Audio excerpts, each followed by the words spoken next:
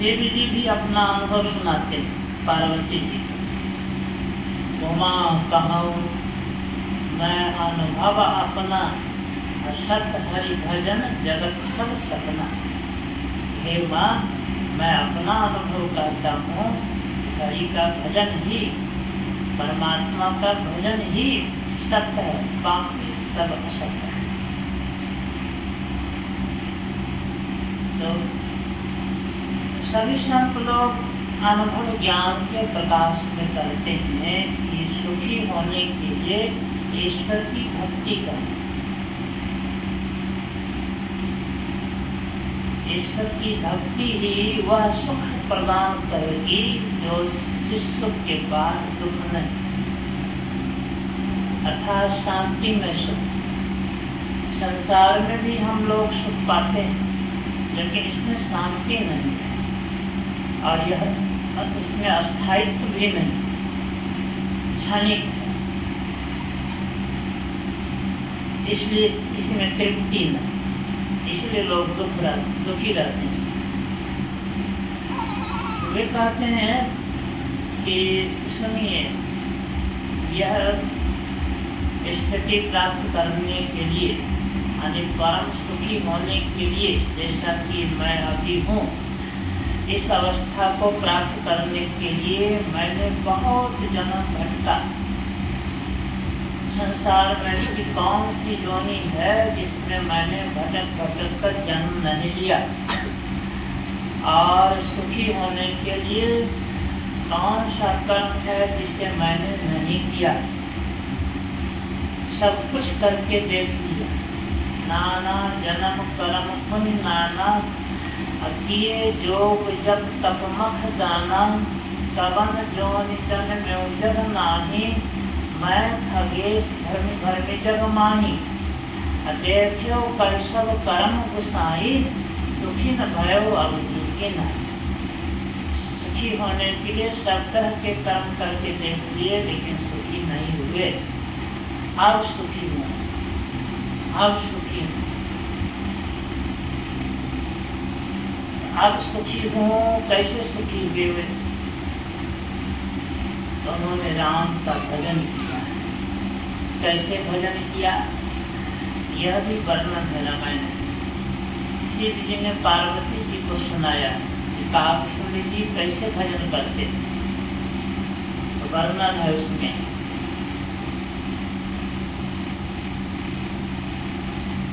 पर कर ध्यान सुधरई, जाप जग पाकर कर करई, आम झाम कर मानस पूजा, तभी हरि भजन काज नहीं दूजा, बट कर कह हरि कथा प्रसंगा, आपने सुनहि अनेक विहंगा।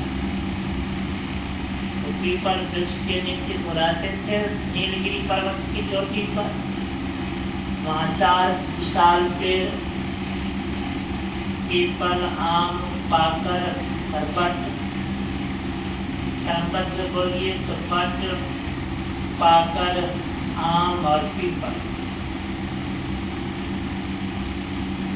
तो बट वृक्ष के नीचे सत्संग करते थे, हरि कथा कहते थे, वह सत्संग करते थे। और पाकर वृक्ष के नीचे जप करते थे। आम वृक्ष के नीचे मानस पूजा करते थे, अर्थात मानस ध्यान करते थे। और पीपल के नीचे ध्यान करते थे, अर्थात हिंदू ध्यान करते थे। और उस पर्वत के ऊपर मानसरोवर है, उसमें जाकर हंसों और भौरों के गुंजार सुनते थे, अर्थात शब्द साधन करते थे। ये सब सांकेतिक शब्द है। इसकी व्याख्या गुरु महाराज जी ने रामचरितमानस सचित में खुलासा कर दिया है। उसको पढ़कर देखेंगे तो समझ जाए। ये सब अंदर की बात, सबके अंदर की बात। बाहर में न नीलगिरी पर्वत है, न सुमेरु पर्वत है, न उसकी 4 चोटियां हैं, न 4 विशाल वृक्ष है, न काव्यसुंदरी नाम का कोई कौवा है, भक्त है, कुछ नहीं। ये सब अंदर की बात है। सत्संग करेंगे, करते करते ये सब बात समझ में आएगी, तब बुझेंगे कि हमारे अंदर ये सब बातें हैं और बाहर में तो कल्पना करते हैं। और हमारे पढ़ने वाले, कथा कहानी सुनने वाले बस बाहरी बातों को ही कहते सुनते समय बिता देते हैं और उसी में संतुष्ट हो जाते हैं। नहीं, ये साधन की बात है और सबके अंदर की बात है। कालचंद जी का मतलब जीवात्मा, जिसके बारे में वहाँ पर लिखा है, जी ने कहा है नाश कल्पांत न हो। कालचंद जी का नाश कल्प के अंत में भी नहीं होता है। नाश कल्पांत न हो, उस कालचंद जी का नाश कल्पांत में भी नहीं होता है। मतलब संसार में ऐसा कोई पदार्थ है जिसका नाश कभी नहीं हो? नहीं। यहाँ पर जो बना है बिगड़ेगा, जो जन्मा है मरेगा, यही संसार का नियम है। पहले संसार नहीं था, परमात्मा की मौत से संसार बना। संसार के दो विभाग हुए, एक जड़ और दूसरा चेतन, और पहला चेतन दूसरा जड़। ये दो प्रकृतियां कहलाती हैं। गुरु महाराज अपने सिद्धांत में लिखते हैं कि ये प्रकृति गए, उत्पत्ति लय हो गए प्रभु की मौज से, ये अजा अनाद्या स्वयं है, हरगिज न कहना चाहिए। ये दोनों प्रकृतियां जड़ और चेतन, व्यापक परा और अपरा, परमात्मा की मौज से उत्पन्न हुई है और उन्हीं की मौज से इसका नाश भी होगा। ये अजा अनाद्या स्वयं है, ऐसा कभी नहीं करना चाहिए।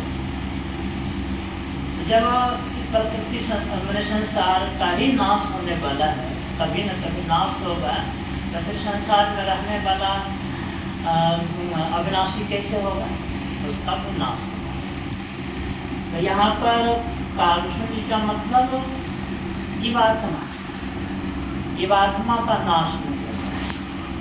ईश्वर अंत जीव अविनाशी चेतन अमल कार्य सुख राशि, जिस तरह से परमात्मा का नाश नहीं होता, उसी तरह से उसी का अंश जीवात्मा इसका भी नाश नहीं होता। ये भी सत्य है, ये भी सत्य है, अविनाशी है। तो ये इसी के वो संकेत, यह नीलगिरी, ये जीवात्मा रहता कहाँ है? तो नीलगिरी पर्वत की चोटी पर। नीलगिरी कहाँ है? तो भूगोल शास्त्रियों से जाकर पूछिए, भूगोल के जो टीचर हैं उनसे पूछिए कि नीलगिरी कहाँ है संसार में, तो नहीं बता पाए। सुमेरु पर्वत कहाँ है? सुमेरु के उत्तर में नीलगिरी पर्वत, सुमेरु उत्तर दिशा दूरी, नील शहर एक सुंदर भूरी। सुमेरु पर्वत के उत्तर दिशा में एक नीलगिरी पर्वत है, ऐसा लिखा है। तो संसार में न सुमेरु पर्वत है और न नीलगिरी पर्वत। तो इस शरीर के अंदर ये है। आपके शरीर में जो रीढ़ की हड्डी है, रीढ़ है ना, उसमें चेतन की धार है जो लंबवत खड़ी है, उसी को सुमेरु पर्वत कहा गया है। उसी को सुमेरु पर्वत कहा गया। और उसके ऊपर में, उत्तर मन ऊपर, नक्शा बनाते हैं तो उत्तर को ऊपर, ऊपर को उत्तर लिखते हैं। तो उसके ऊपर में, सुमेरु पर्वत के ऊपर में, रीढ़ के ऊपर में नीलगिरी पर्वत, आंख बंद करने पर जो अंधकार दिखाई पड़ता है, यही नीलगिरी पर्वत है। और इसी की चोटी पर कालचंद रहता है, यानी अंधकार मंडल के शिखर पर जीवात्मा रहता है। अंधकार मंडल के शिखर पर जीवात्मा रहता है। उस इसका नाश करो, कल्प के अंत में भी नहीं होता है। तो यहीं पर साधन भजन करने की बात है। तो ये तो हर व्यक्ति के साथ ये लागू कर सकते हैं, लेकिन यहाँ कथा प्रसंग में कामचुंडी जो राम के भक्त और प्राचीन ऋषि हैं, जिनका प्रसंग व्यक्ति रूप में किया गया है कि वो कैसे भजन करते थे। पहले वो अपना जीवन वृत्तांत सुनाए गरुड़ जी को, सब जन्मों की बात सुनाए, सब जन्मों की नहीं, सब जन्मों में से कुछ जन्मों की बात है कि सब जन्मों की बात सब नहीं सुनाते, और उनको सब जन्मों की बात याद है। प्रथम जन्म में क्या थे, सृष्टि में सबसे पहला जन्म उनका मिला था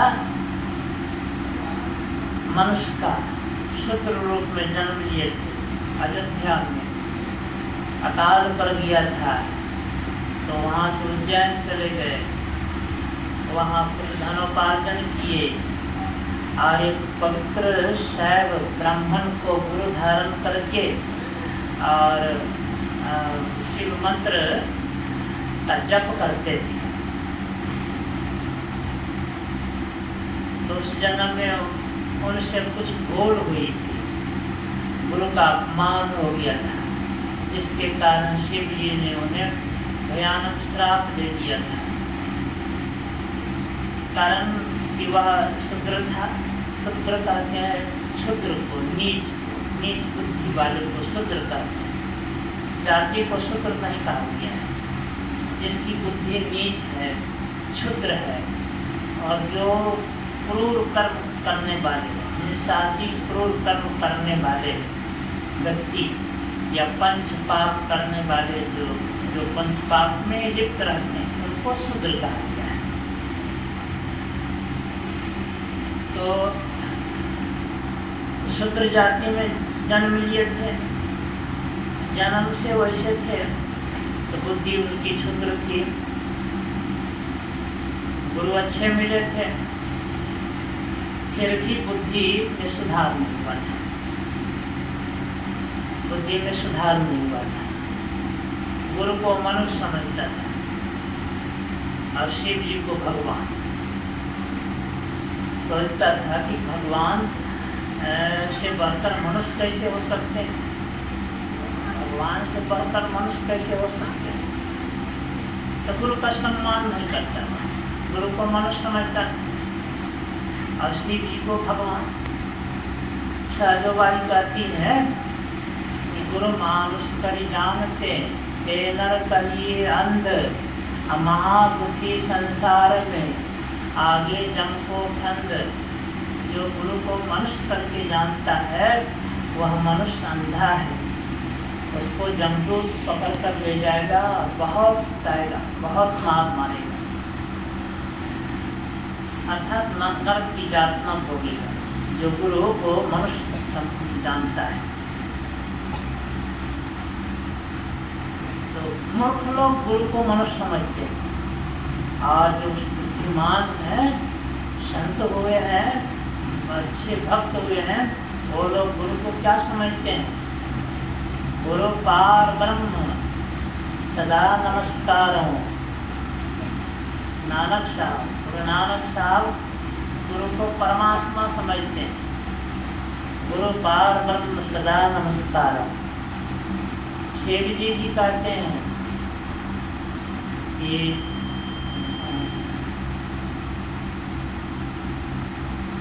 गुरु पार ब्रह्म, जैसे गुरु ब्रह्मा गुरु विष्णु गुरु देवो महेश्वर, गुरु साक्षात पार ब्रह्म तस्मै श्री गुरुवे नमः।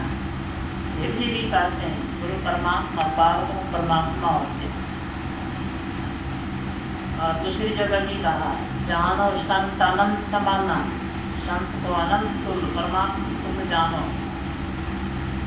गोस्वामी तुलसीदास जी महाराज कहते हैं, कृपा सिंधु नररूप हरि, नर के रूप में परमात्मा ही। गुरु महाराज जी कहते हैं कि प्रभु गुप्त हैं, गुरु प्रकट हैं एक ही दयाल। परमात्मा व्यक्त हैं और सदगुरु व्यक्त, तो लेकिन दोनों एक ही। इस तरह से संतों ने और समझदारों ने गुरु को तो परमात्मा, कहीं कहीं परमात्मा से भी बढ़कर, काव्य जी ने कहा कि राम के अधिक राम कर दासा। गुरु महाराज ने भी कहा कि परम पुरुष होते अधिक गावे संत सजान। तो कहीं परमात्मा तुल्य, कहे परमात्मा से भी बढ़कर, बड़े बड़े लोगों ने कहा। और मूर्ख लोग क्या समझते हैं कि गुरु मनुष्य कहीं भगवान से बढ़कर होंगे। एक ही आज भी गुरु, आज भी शिव गुरु। कभी दर्शन किया नहीं, कभी शिव जी का उपदेश सुना नहीं, कहते आज भी शिव गुरु। गुरु कहते हैं ज्ञान दाता को ना, जो प्रत्यक्ष में ज्ञान थे उनको न गुरु कहते हैं। ज्ञान दाता को गुरु कहते हैं। माता पिता गुरु प्रत्यक्ष में बच्चे को ज्ञान देते हैं, व्यवहारिक शिक्षा देते हैं। स्कूल में जाते हैं शिक्षक लोग लड़कों को विद्यादान करते हैं, प्रत्यक्ष में ज्ञान देते हैं, वो गुरु हैं। उसी तरह से संत मत के ज्ञान को समझाने बुझाने वाले भी गुरु तुल्य में माने जाते हैं। आज लोग परमात्मा प्राप्ति का भेद बतलाते हैं और साधन भजन करा के परमात्मा से मिला देते हैं और सदगुरु कहलाते हैं। इस तरह से 7 दर्जे में पुलिस साहब ने गुरु को रखा। तो गुरु कहते हैं ज्ञान दाता। तो आप शिव जी को या तो भगवान को, परमात्मा को गुरु मानते हैं, तो कभी उन्होंने आपको प्रकट होकर ज्ञान दिया है या कुछ बतलाया, मार्गदर्शन किया है, इसलिए कैसे? हाँ, वो जगत गुरु हैं, संसार के मालिक हैं, संसार को उत्पन्न किए हैं। असल में वो जगत गुरु हैं, गुरु तो है ही। उनका ज्ञान कहाँ मिलेगा? उनका ज्ञान ग्रंथों में सुरक्षित है। संतों ने उनके ज्ञान को प्रत्यक्ष रूप में पाया और उनको उन्हीं के उपदेश के रूप में ग्रंथों में सुरक्षित कर दिया। तो उस ज्ञान को पढ़िए, सुनिए, समझिए और उसके मुताबिक इन्हीं नर रूप गुरु से साधन भजन की बात सीख करके साधन कीजिए। तब तो बिल्कुल आप शिव जी के अनुयायी हैं या राम के अनुयायी, कृष्ण के अनुयायी या जिनके अनुयायी हैं, उनके ज्ञान के मुताबिक चलिए। तब उनका ज्ञान शास्त्र में है, तो उससे तो मतलब नहीं। उसके मतलब शिव जी ने क्या कहा? ये न हरि कथा सुनी नहीं काना, श्रवण रंध्रे भवन समाना, नहीं संत दर्श नहीं देखा, लोचन मोर पंख समलेखा, के सिर कटको मन समतूला, ये नमक हरि गुरुपद मूला। ये न हरि जो नहीं करहि राम गुण गाना, ये सदादुर जी समाना। पुलिस कठोर निठुर सही छाती, धनि हरि चरितन जो हर साथी। जिन हरि भगति हृदय नहीं आनी, जीवत सब समान से प्राण। इसी जी का उपदेश है कि मनुष्य शरीर पापा जिन्होंने संतों की शरण में नहीं गया, संतों के दर्शन नहीं किया और उनसे उपदेश नहीं सुना, तो उनकी आँख तो आँख नहीं, मोर के पंख के समान मैंने तरह से शो के लिए है कोई काम का। आज उनके उपदेश को नहीं सुना, संतों के उपदेश को, तो उनके कान नहीं, सांप के बिल के समान है। और बड़ों के सामने नहीं झुका तो उनका सिर लौकी तुम्बी के समान है। मुँह से जो गुणगान नहीं किया भगवान का, तो उसका मुँह ट्रेन के जीव के तरह सजीव है। और जो हरिचरित्र को सुनकर, भगवत कथा को सुनकर जिसका हृदय प्रफुल्लित नहीं हुआ तो उसका हृदय गणित की तरह कठोर है। और जिन्होंने अपने जीवन में ईश्वर भक्ति को धारण नहीं किया तो उसका हृदय और उसका जन्म बेकार है। जिन हरि भक्ति हृदय नहीं आनी, जीवन सौ समान से प्राणी, वह जीते जीवन तक कुल है। जो मनुष्य शरीर पाकर भगवान की भक्ति नहीं की, तो शिव जी कहते हैं कि मनुष्य शरीर